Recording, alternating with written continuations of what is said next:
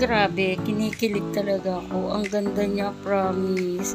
Kahit nag-uumpisa pa lang ako at medyo magastos, ipupush ko pa rin yan. Kasi ang ganda niya. Yan o, pinapa-assemble ko kasi hindi ko pa siya kaya. Pero, pag natapos na yan, tiyak ko naman na masisiyahan ako. Yan, pinagtulungan na nga nila ng aking jowa. Ayan na po, at ito na yung aking finished product. Ang ganda! Salamat sa panonood. Samahan niyo po uli ako sana sa mga susunod na vlogs. Bye-bye!